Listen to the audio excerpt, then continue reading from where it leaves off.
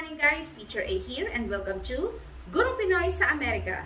So for today, ang lesson natin ay pang high school math, which is solving rational equations. So sa lesson for today, gagamit tayo ng two different methods.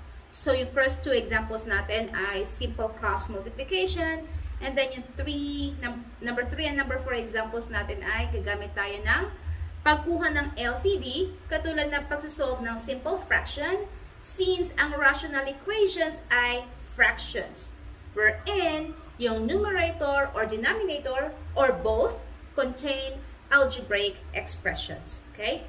So, simulan na natin. Example number 1. So, example number 1, we have 1 over x is equal to 3 over 4x minus 1. So, kapag ang given natin ay ganito lang kasimple, walang plus or minus on both sides, pwede natin siyang gamitin ng cross multiplication kasi talagang mas madali at mas mabilis. Okay? So, cross multiply natin. So, we have here x times 3 is 3x is equal to, yung kabila naman yung multiply natin, 1 times 4x minus 1 is 4x minus 1. So, after cross multiplying, second step is combine similar terms. So, lahat ng x sa left, lahat ng numbers lang, yung constant sa right side ng equal sign. So, yung 3x, nasa kaliwa na siya. So, just copy it. And then, si 4x, ilipat natin sa kabila. Positive, na jump over the equal sign, magiging negative 4x. And then, kopyahin si equals. And then, bring down si negative 1. There. And then, after combining similar terms, isolve na natin yung both left and right ng ating equation. So, 3x minus 4x, so it's like 3 minus 4. Mas malaki si 4, negative siya. Therefore, this is negative 1x or simply x. Okay? Equals. Bring down si negative 1. Now, since in x natin ay negative, to make it positive, it's either multiply natin or i-divide natin siya, yung buong equation, by negative 1 or just a negative sign para maging positive, or shortcut, gawin natin siyang x, gawin positive, and then, since change natin yung sign nito, i-change din natin yung sign ng kabila. So, x is equal to 1. So, iyan ang ating answer. Now, ang last step natin is i-check natin if 1 talaga ang solution ng given equation. Paano yon? So, we have here 1 over x is equal to 3 over 4x minus 1. So, ipa-plug in natin yung value ng x sa bawat x sa ating equation. So, kopyahin si 1 over, instead of x, palitan ng value, which is 1, is equal to 3 over, kopyahin si 4, 4x times 4 times kung ano yung value ni x, which is 1, minus 1. So, 1 divided by 1 is equal to 1, equals, kopyahin si 3, over 4 times 1 is 4, minus 1. So, since iisa na lang yung nasa left side, kopyahin lang natin siya ng kopyahin, habang sinusolve yung nasa right side. 3 over 4 minus 1 is 3. So, 1 equals 3 divided by 3 is 1. So, since nag-equal ang left side and ang right side natin, and yung denominator natin is not equal to 0, therefore, x minus 1, x equals 1 is correct. Okay? Let's move on with example number 2. So, number 2, we have x minus 2 over 2x plus 4 is equal to 1 over 3. Again, kumbaga may single fraction tayo rito, may single fraction din tayo sa left side, walang plus or minus. So, therefore, ang pwede nating pinakamadaling gamitin na method ay to cross multiply the given. Okay? So, paano yun? So, 3 times x minus 2. So, susulat ko lang before natin isolve. Equals, sa kabila naman ay 1 times 2x plus 4. There. Then, solve natin. 3 times x minus 2 using distributive property. I-multiply natin yung 3. Isa-isa sa nasa loob ng parenthesis. So, 3 times x ay 3x. 3 times negative 2 is negative 6. Equals, of course, 1 multiply sa parehong term. Still, ang lalabas ay yung 2x plus 4. Yan. So, after nating ma-cross multiply, second step ay combine similar terms. Lahat ng x sa left side, lahat ng numbers lang or constant sa right side. So, bring down si 3x kasi nasa left na siya. Ilipat si 2x sa kabila, positive, tinranspose, magiging negative 2x. Equals, kopyahin si 4, nasa right side siya, so walang iibahin. Si negative 6, i-jump natin over, papunta rito, magiging positive 6. Okay? Then solve. 3 minus 2 or 3x minus 2x is equal to x. Equals 4 plus 6 is 10. Now, i-check natin if this is correct. So, checking, last step. Ipa-plug in natin si 10 sa bawat x na nasa given. So, ano yung original na given? X minus 2 over 2x plus 4 is equal to 1 over 3.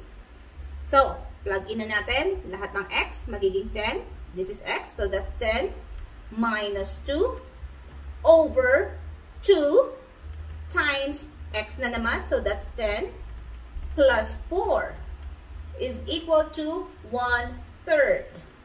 Now, 10 minus 2 is 8 over 2 times 10 is 20 plus 4 ay 24 equals 1/3.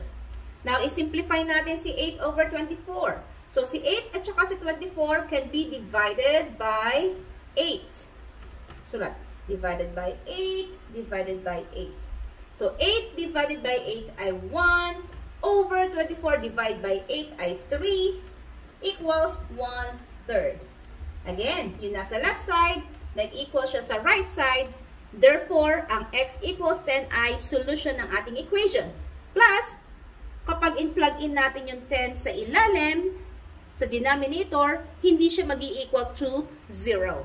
Okay? So, therefore, that is correct. Next, number 3 example. So, ang number 3 na given ay 2 over x minus 3 over 2x is equal to 1 over 5. Kung mapapansin nyo, meron tayong dalawang fraction dito sa left side. So, therefore, hindi natin siya pwedeng i-cross multiply. So, ang gagamitin nating method ay pagkuha ng LCD. So, ang LCD natin, least common denominator, ang mga denominators natin ay x, 2x, and 5. I-check natin yung mga numbers. 2 and 5. Ano yung pwede natin gawing LCD sa 2 and 5? That's 10. And then, ang variable natin ay x, at iyon din ang highest exponent, 1 lang. So, therefore, ang LCD natin ay 10x. So, anong gagawin sa LCD tsaka sa given para ma-solve yung ating equation? I-multiply natin yung left side and then yung right side sa ating LCD. So, we have 10x times yung given na 2 over x minus 3 over 2x. And then, sa kabila din. So, si 1/5 i-multiply natin sa ating LCD, which is 10x. So, left side muna tayo, using distributive property, isa-isa. Okay? So, 10x times 2 is 20x divided by x. So, makakancel na si x. Ang matitira na lang ay 20. Okay? Then, sa kabila naman. So, 10x times 3 ay 30x divided by 2x. So, yung 30 divided by 2 ay 15. And then, makakancel na si x. So, minus 15. And then, equals 10x times 1 is 10x divided by 5. So, 10 divided by 5 is 2. And then, matitira si x. There. So, 20 minus 15. So, pagkatapos natin kunin yung, pagkatapos natin i-multiply yung LCD, i-solve natin. 20 minus 15 is 5 equals 2x.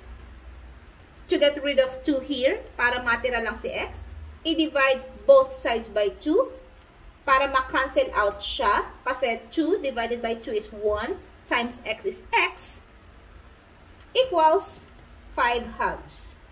There. Now, tama ba yung sagot natin? Let's check kung tama si 5 over 2. So, ang given natin ay 2 over x. So, there.